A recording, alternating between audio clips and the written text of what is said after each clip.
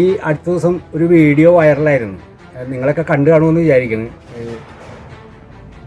പെട്രോളിനും ഡീസലിനും വില കൂട്ടി. ഇത് എന്നെ ബാധിക്കില്ല, കാരണം എനിക്ക് 2.5 ലക്ഷം രൂപ പെൻഷൻ ഉണ്ട്. സാധാരണക്കാരെ ബാധിക്കില്ലേ? എനിക്ക് ബാധിക്കില്ല. സാധാരണക്കാരെ എങ്ങനെ ബാധിക്കാൻ? അവർ കാറിൽ പോകണ്ട, സൈക്കിളിൽ പോകണം. അപ്പൊ ഈ പെട്രോളിന്റെ പോകാൻ യോഗ്യത ഉള്ളവൻ എന്നെ പോലെ ഉണ്ടാക്കിയെടുക്കും. ഇതാണ് ഇത് എൻ്റെ അമ്മാവനാണ്, പേര് ഉൽപ്പലാക്ഷൻ എന്നാണ്. KSRTCയിലായിരുന്നു ജോലി.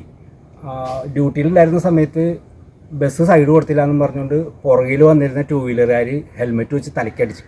അങ്ങനെ ബോധമില്ലാതെ കുറേ നാൾ ചികിത്സയിലായിരുന്നു. അവസാനം ഇപ്പോൾ ഡോക്ടർമാരും കൈ ഒഴിഞ്ഞ് ആൾ നോർമലല്ല. പുള്ളിക്ക് പെൻഷൻ്റെ KSRTC എന്നുള്ള പെൻഷൻ്റെ കുടിശ്ശിക തന്നെ 2.5 ലക്ഷം രൂപയോളം കിട്ടാനുണ്ട്. അതാണ് പുള്ളി 2.5 ലക്ഷം രൂപ പെൻഷൻ ഉണ്ടെന്നൊക്കെ പറഞ്ഞുകൊണ്ട് നടക്കുന്നത്. പിച്ചും പേയും പറയാനാണത്. സത്യത്തിൽ അമ്മാവന് ഒരു സൈക്കിൾ പോലും സ്വന്തമായിട്ടില്ല. അമ്മാവൻ പെട്രോൾ പമ്പിലൊക്കെ പോയി നിന്നിട്ട് എൻ്റെ കാറിന് ഫുൾ ടാങ്ക് അടിച്ചോ എന്നൊക്കെ പറയും. പക്ഷേ പമ്പിലെ ചേട്ടന്മാർക്കൊക്കെ അറിയാം.